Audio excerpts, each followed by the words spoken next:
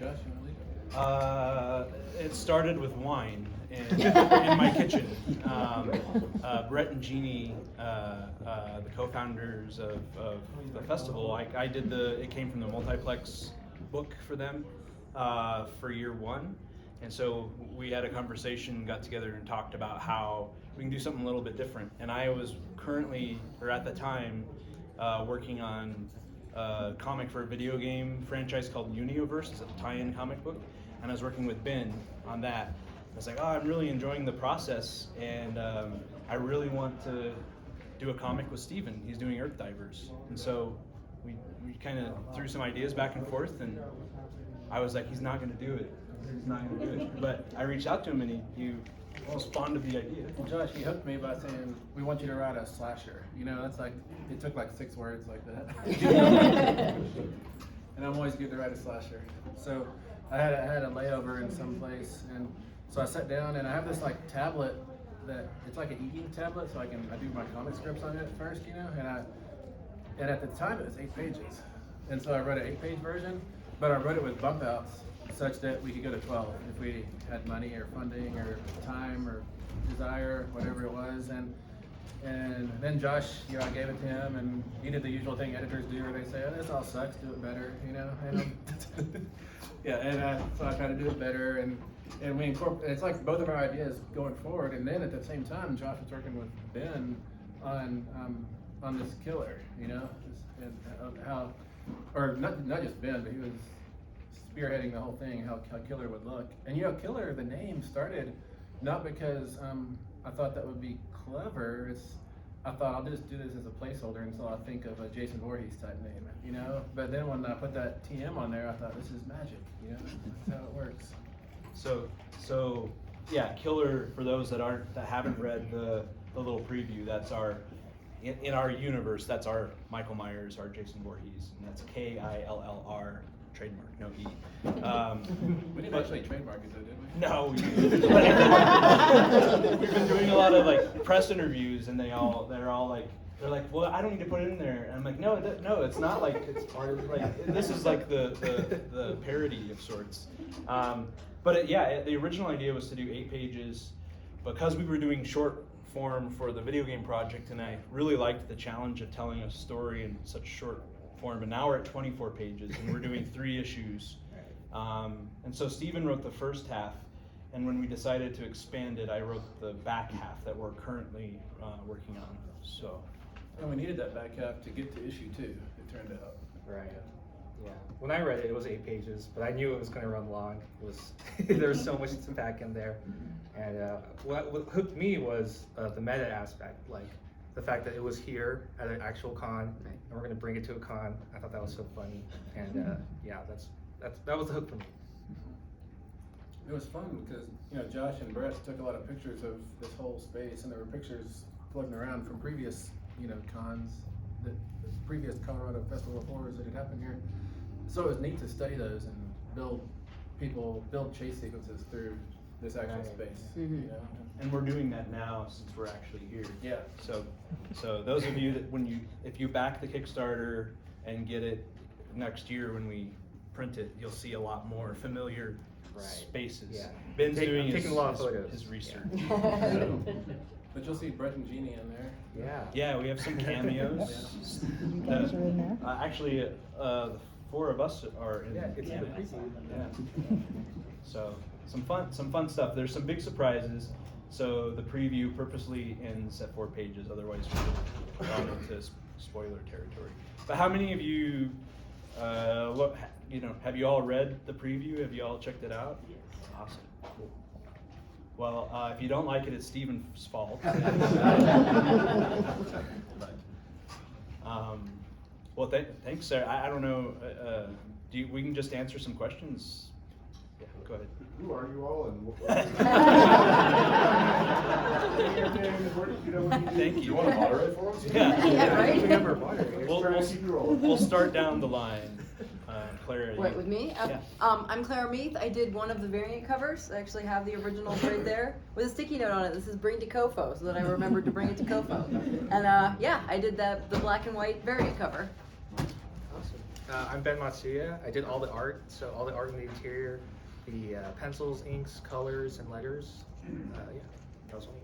So I'm Josh Viola. I'm the co-creator, co-writer, and publisher. Stephen Graham Jones, and I'm only a writer, co-writer.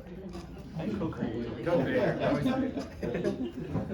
Yeah, I'm Xander Smith. I think I know most of you, but yeah, I collaborated with Josh to do some of the sketching at the very beginning to come up with the design for the killer. And then I helped collaborate on one of the alternative covers here.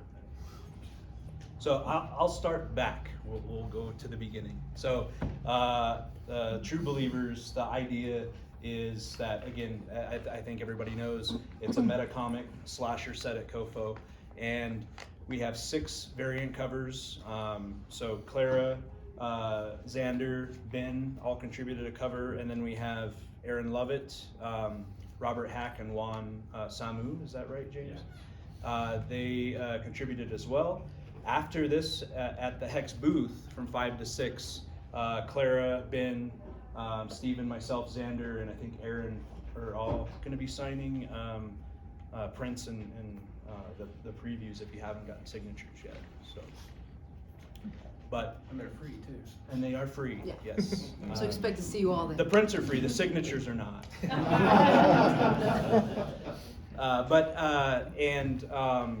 Just to kind of clarify what the story is about, the idea is that we wanted to, again, have this meta setting, this slasher experience here, but we wanted to explore cosplay and fandom. And really what it's about, without getting into spoilers, is that we have 2 protagonists that are in love with this character killer. They worship the character, and the character has risen in the horror community in this con, in our fictional version, this con celebrates that. It's like, there's a lot of people cosplaying as Killer. And I don't know if you saw a Killer running around. We do have a Killer at the hotel. But it's an exploration of fandom gone too far. And when somebody becomes so obsessed with a character that they almost believe that they own it. And what happens when somebody feels that they are connected to a character more so than somebody else. And as you can gather, it gets a little messy. So. And you know, with the meta aspect, it's hard to do horror these days without making it meta, it seems like. Because any story you tell about, if you tell a story about zombies and your characters see a dead person shuffling down the street, they're not going to say, what is that? Dead people shouldn't walk. They're going to say a zombie. You know, because they've seen all the zombie movies, read all the zombie stuff, all the comics and everything. So we live in a world in which our engagement with stuff, you know, whatever, I mean, maybe there's not really zombies, I don't know, but our engagement with stuff is almost by definition meta. You know, we can't come at it, like we can't see the Grand Canyon for the first time because we've seen too many postcards of the Grand Canyon.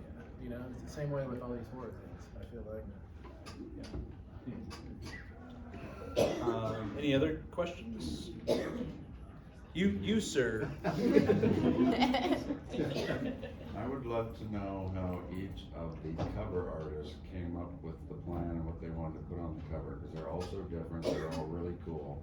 What did you all do what inspired you to do the covers you did? We'll start with you. Okay, I can take fast.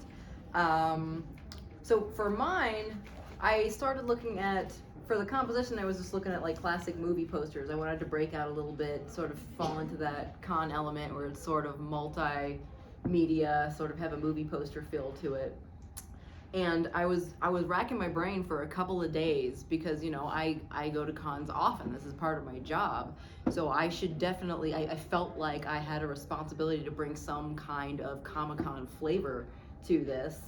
And I was trying to think of, like, you know, is it something about the tables or the setups or whatever? And I finally realized I should just use con badges and lanyards in it, because that's something anyone who's been to a show, doesn't matter if you're a vendor or, you know, the artist or just a guest, everyone, you know, everyone has one of these at some point. Which added the extra cool element that I was, you know, I got permission from the team to use the art already made for the badges. So both versions of the badge appear as this sort of framing motif in the cover. And that's kind of the whole story on that one. And Clara's is the only one that started traditionally, which makes it Oh, cool. unique. When you say traditionally, do you mean like pen, like Yeah, like not digital? it's on, this isn't a screen, is what that means. Oh, thank you. Hey, that's You didn't really like it. fun. You started the corner. Oh yeah. On the back of the preview is Ben's cover. So this is cover A. So anybody that backs the Kickstarter, you can pick your cover or get all covers, Yeah. but that's the. So for mine, I guess I just want to give a more general feel and vibe of the whole comic. So I want to really put the central focus on the killer, obviously. But then, if you look here, these are the two main characters, Kit and Rip. And yeah, just get an atmosphere. It's more of like a vibe, really. There's really not that much to it. We went through a couple variations, and yeah, this is the one we settled on. But yours, we talked about. Yours is the only one that has the actual hotel. Yeah, that's right. Yeah. So it's visually. Yeah. You're Try to ground it here, but And I'll speak for Aaron since he's not at the panel, but I worked with him closely. You know, I told him what I wanted for his, and some of you may have prints of Aaron's in your bags. We gave Clara and Aaron's in there, but I always liked some of the '80s slasher posters. They had a lot of like cityscapes. You know, like Jason Goes to New York has that kind of, you know what I mean? Like you get a lot of that.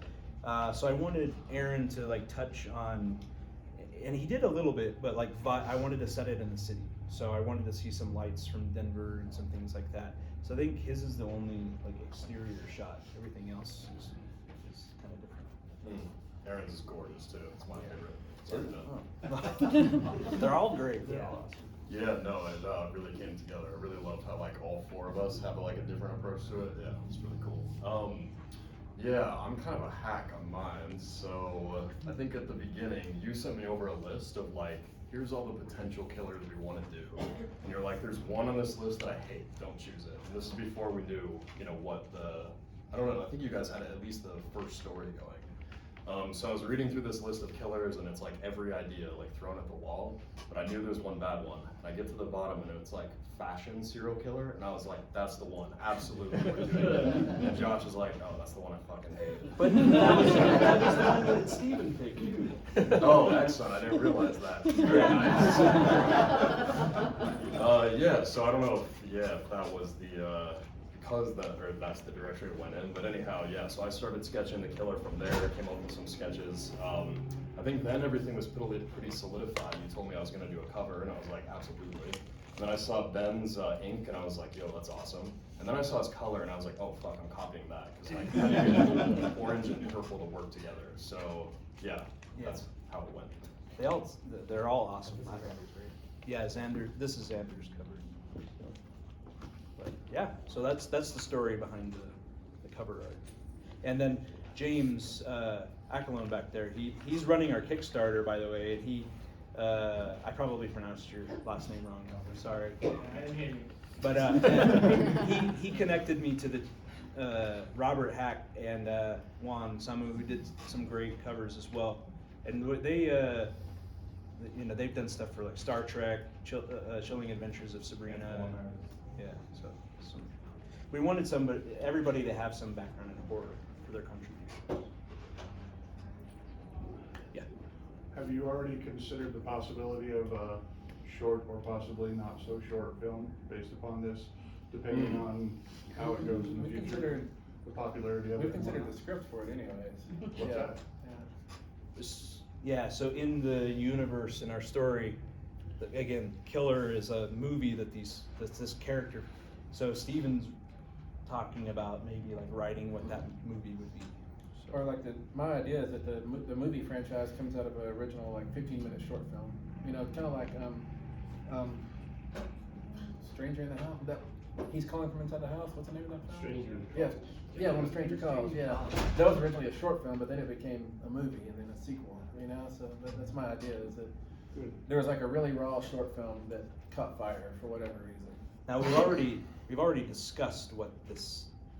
We know where we're going with it, and it's going to be awesome. So we're going to tease a little bit of that in Back out. the back half. I'm not going to talk more about that, but I think in each issue we're going to tease a little bit more. So yeah, you'll see why they worship this figure. Plenty more cool covers for these people to do. Yes, excellent. Any other, yeah? I have a question. You talked a little bit about the meta aspect of it.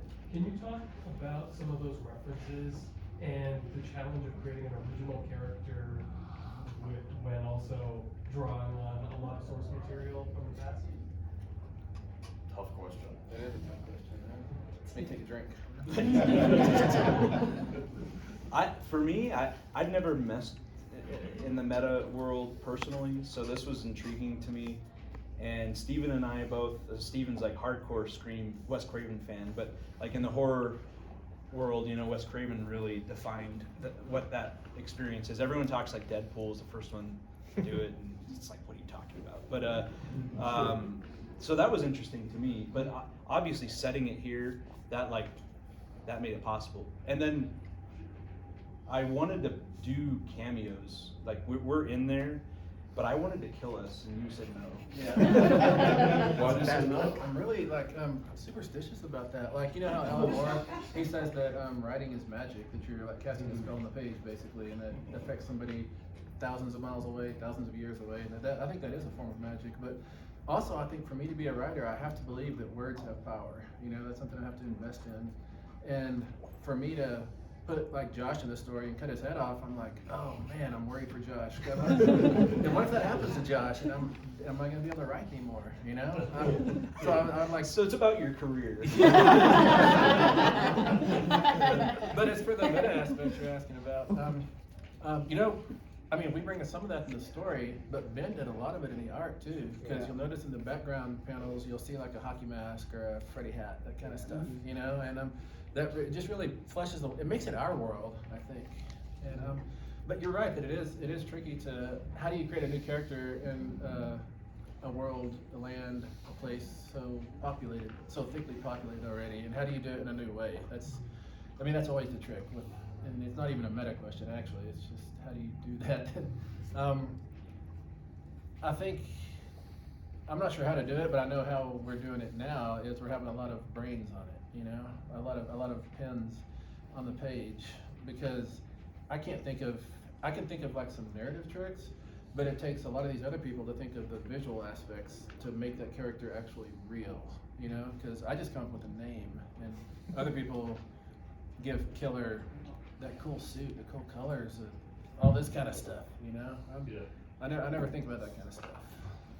Wait, when you were writing down the list of all the potentials, your brain wasn't going in a million directions? That's just like, my brain is always going in a million directions, so I can't really identify when it shouldn't be doing that, I guess, if that makes sense. But did I make a list? I mean, did I make a list of what? Actually, yeah, I don't know, was that Steven's list? No, that was mine. Oh, gotcha.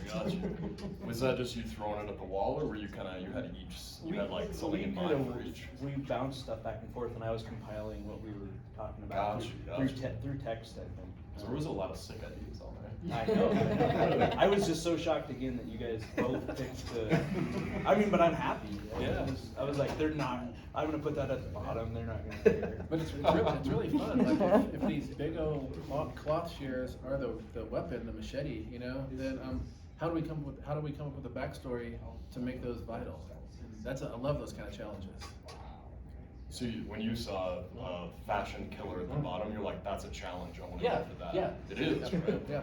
Wait Awesome. until I tell you what the actual, you guys may wait until later, but I haven't even told you what the actual story is. It's awesome.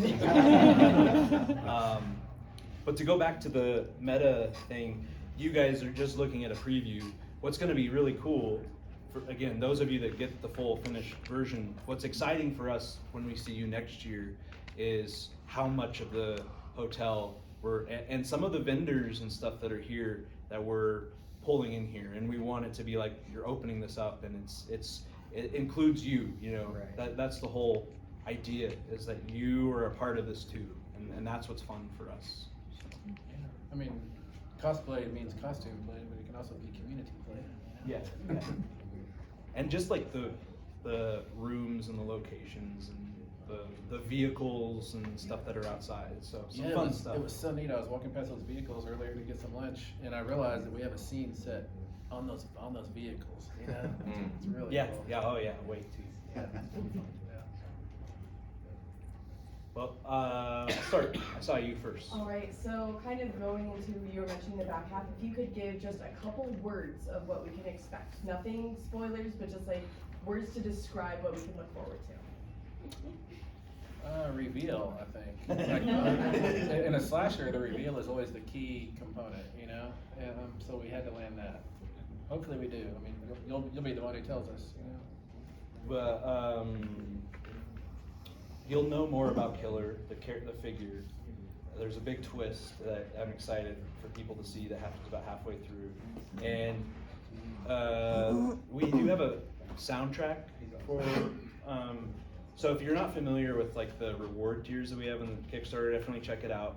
But we do have a soundtrack by a variety of artists, Celldweller, Scandroid, Essinger, some pretty big names. And a lot of them are covers, but we do have some originals. And the lyrics for some of the songs play a role in the story later. And that's mixed in there, so that's kind of cool. I guess when Killer is unmasked, it turns out to be Josh. Spoiler. No spoilers. Isn't that the lamest spoiler ever? Would you guys be so disappointed? But then then it's like a Mission Impossible. And then Right. you pull off There's two my masks. face. Right. And you're a lizard person? I think I saw it. Okay, how did you guys meet? The internet. We just met today. Yeah, this was all very. I've known Steven now for, I don't know, it's been a long time. 12 years probably. So I own Hex Publishers, and I've published a lot of anthologies. I published a lot of Steven stories, but I reached out. Lisa Casper actually is who introduced us. Yeah, I remember Lisa. But anyhow, yeah. So I've known Steven the longest out of everyone here. Xander, I've met obviously through his parents, Brett and Jeannie. They're somewhere. And Ben, I met just recently because we're working maybe on. about a year ago. We've been working on a comic book for a video game company called Universe. And yeah. Ben did all his artwork as everybody. It's amazing. So I was like, oh, he has to work on this. And Clara, actually, I had met you. I was recommended to you through James as well. Oh, that's right. Yeah, that's right. Thank you, James. So that's kind of, yeah, it's been fun. Josh has known me since my ponytail was black, you know? But Xander, I worked with Xander on a few projects. He did artwork for the multiplex book that we did for this, and artwork for my Denver Moon series with Warren Hammond. So. Yeah, any chance we get a collaboration is always really nice. Yeah. Like very digital nowadays, so like any chance I can go back to something more traditional, it's very nice. Yeah, so that's the story there. That's cool. Yeah. Are you already planning another story based on next year's event? Yep. Yeah, we already did it written. Ongoing, I would assume? Yeah, Steven did a heavy draft for issue 2, and I think once we finish, because we're gonna finish the full book for issue 1 by January, and then dive pretty heavy into issue 2, and then probably start playing with issue 3 pretty maybe, who knows when. So, Whenever I have another layover. Yeah. Yes, in the back. Y'all have already kind of alluded to it. Can you go a little bit more into the writing process? Like, it sounded like it was collaborative, which can be difficult and has some challenges, but also, Stephen Graham Jones, you don't typically write for comics. So you talked about how, like, trying to not, there's differences, right, in how you approach that.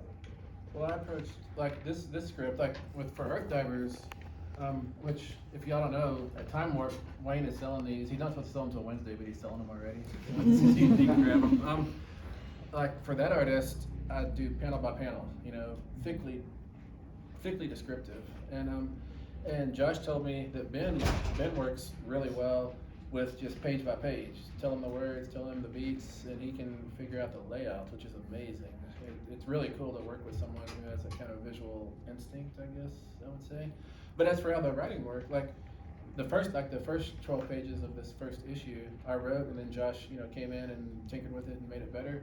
And then he wrote the back half, and I played him for that, and I came in and tinkered with it and maybe made it better. I don't know. We'll see. But so it wasn't like I'll write one page, you write the next page, and back and forth like that. I think that would probably be uneven. I feel like. I think the way we did it made it where when you get to the midpoint of the book, it accelerates in a different direction, and that's kind of fun. It kind of escapes you from that second act sag, you know.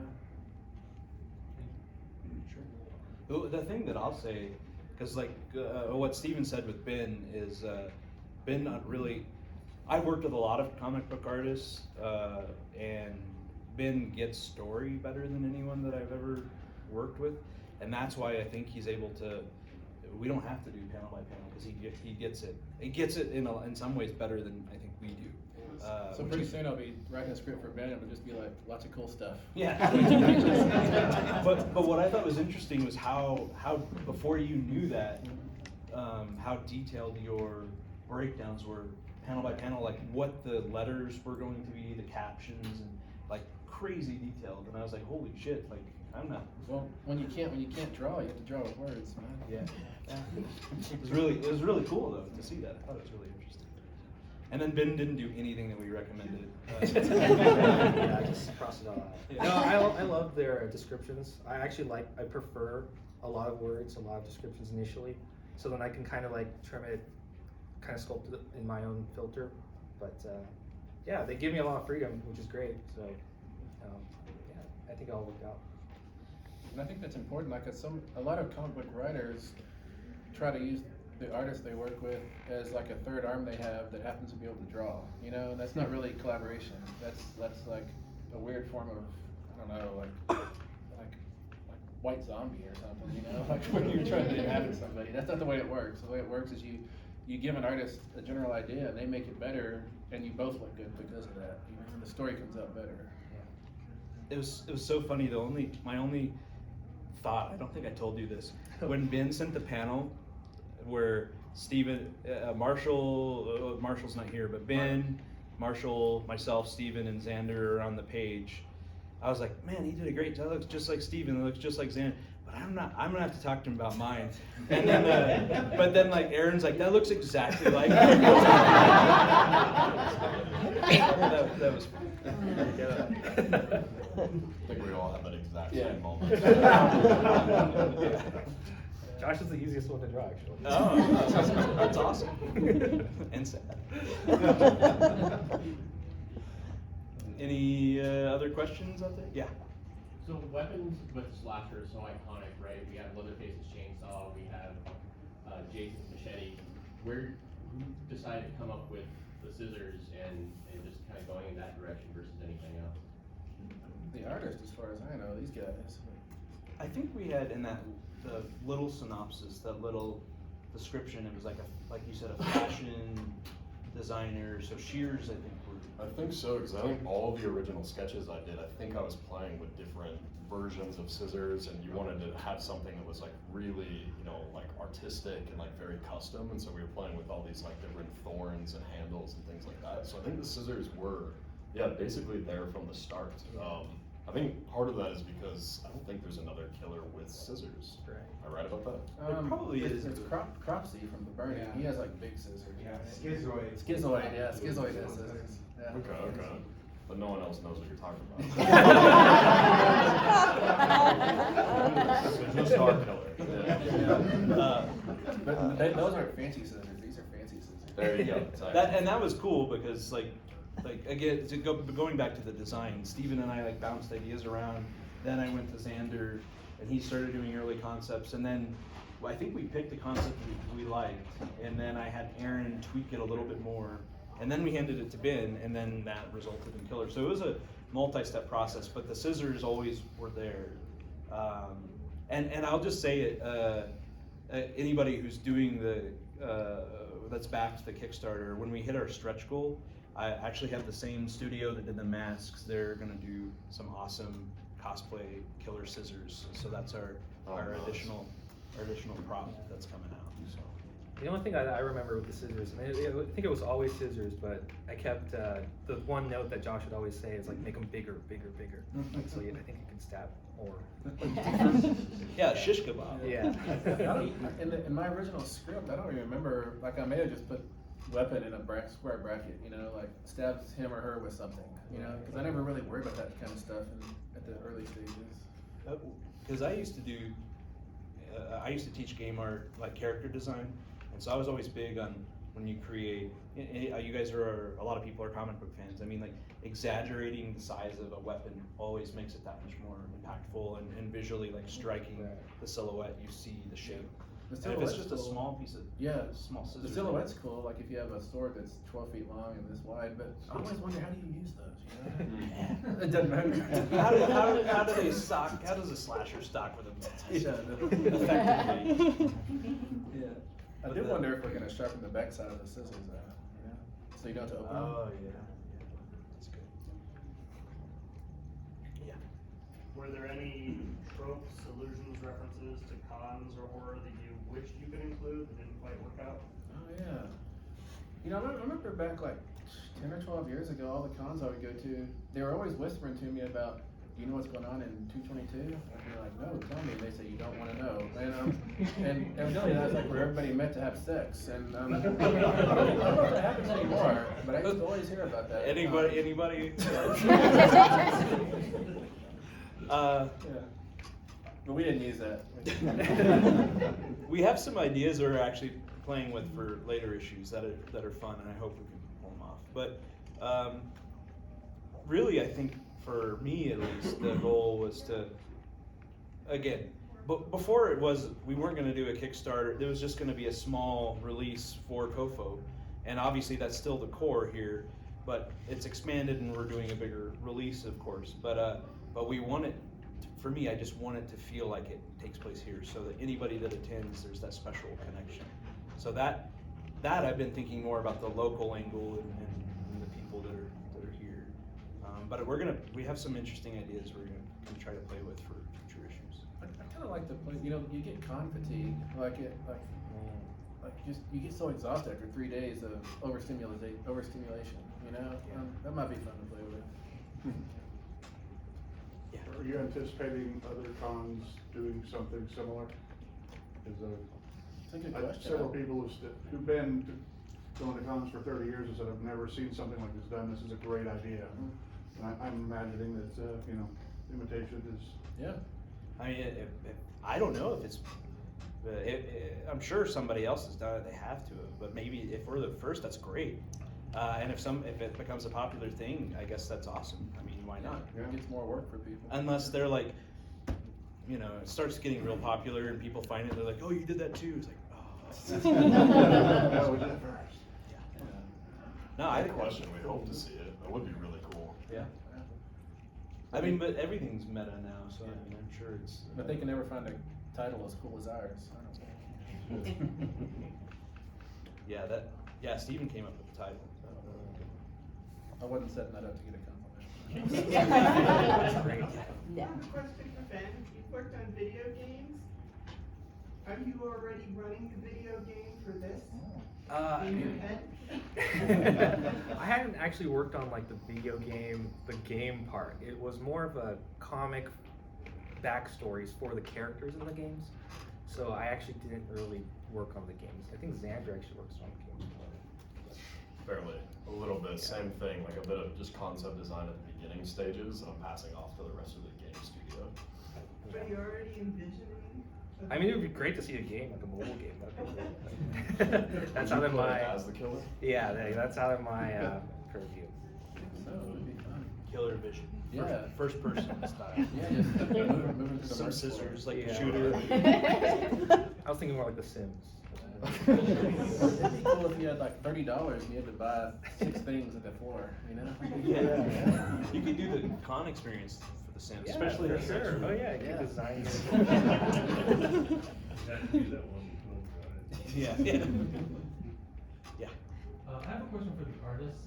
Is there something about making your art scary? Is there something, is there a different tool set, or is there something about making an image scary that's different from what you usually do? I just follow Ben's lead.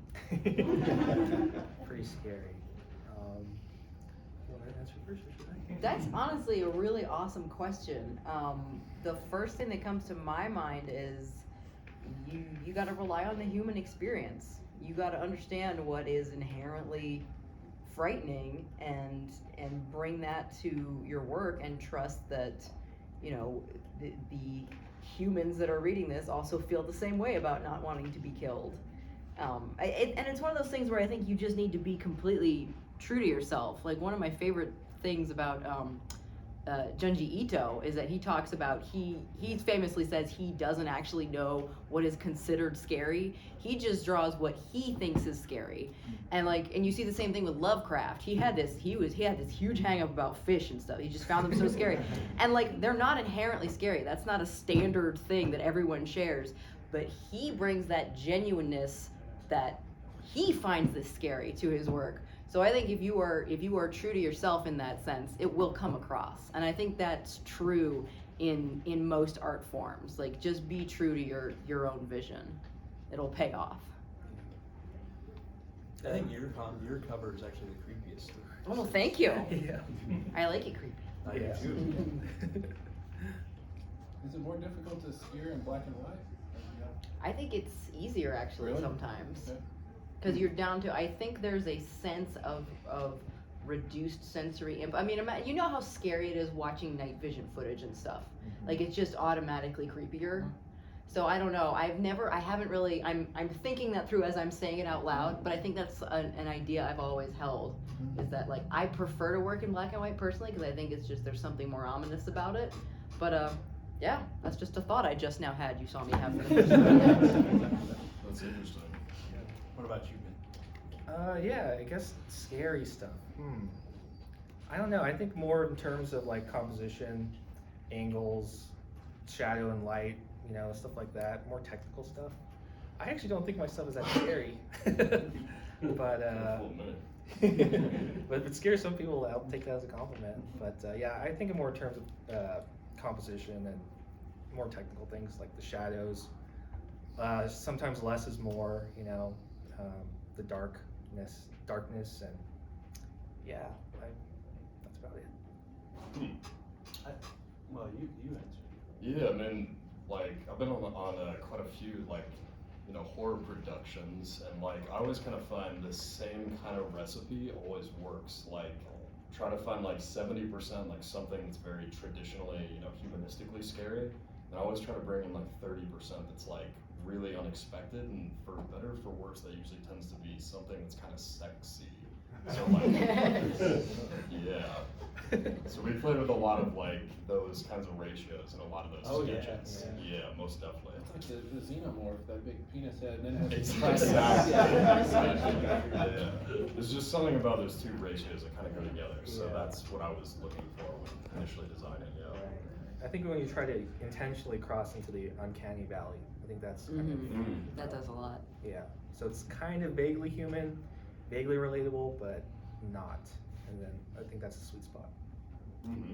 I'll just add, like, to the interior art, we haven't really talked about this, but one thing that I think, like, Ben's use of color is kind of whimsical, and I like that with the darker kind of like slasher factor.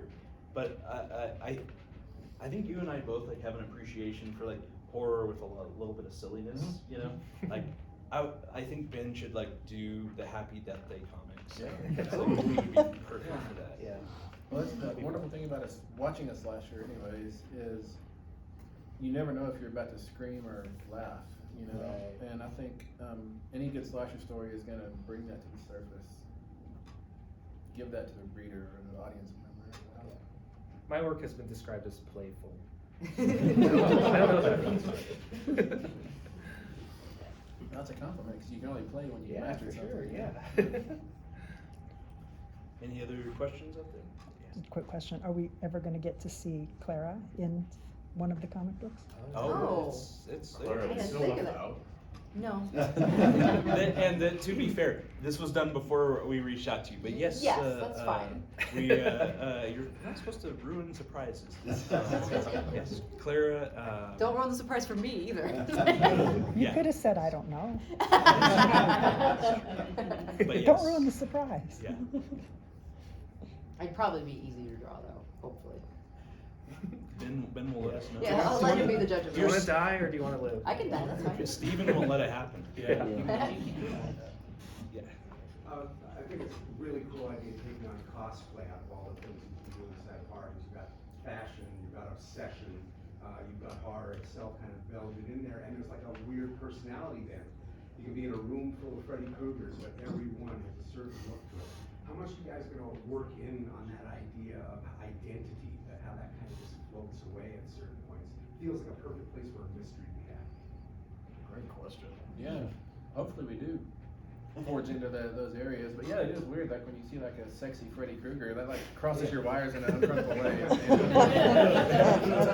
Really uncomfortable. You mean regular Freddy Krueger? There are no There's also a certain level of like, you know, I don't want to like go, I don't know if it would classify as parody so much, so we have to be kind of careful with how far we go with it. I would, at least that's what I'm thinking. But I think it's more of like you're visualizing it, so you're doing more of that. Yeah, I think one of the themes is obsession and kind of losing yourself in another identity to a extreme level. So that's for sure one of the main themes that we're trying to tackle. If you had to cosplay, what would you cosplay? Me? Jeez. That's a good question. That is a great question. I never really thought about it. I don't know. Solid Snake from Metal Gear Solid. Anyone else? I'd like to be Drizzt Jordan. Oh, nice. Furiosa, obviously. Oh, nice. Oh, We're all looking at you now. something where you like wouldn't know is me, so I could walk around in anonymity, but something that's like really recognizable, so everyone would like come chill, but like not know who it is. But that would be a really interesting experience. I know like big actors will go do that at Comic-Con. That's got to be really surreal. You could be the Blob. There you go. The Blob. I was totally gonna say the Easter Bunny or something. It's like a full body. Yeah, something like really cute. Right. Very approachable. Something very me. You're right. I heard about Bryan Cranston doing that at San Diego. He put on a Walter White mask. Oh yeah, that's right. Oh, that's awesome. Yeah, that was I think it was Landon Meyer's mask? He's local, he made that mask. Oh, really? Cool. Cool. Yeah, it's gotta be strange. Yeah. I'd cosplay as Mario Acevedo. Yeah. You'd have to like skin him and wear a skin. No, I'd go the more like, it's a me, Mario. I don't know. I've cosplayed a couple times. Because I owe money.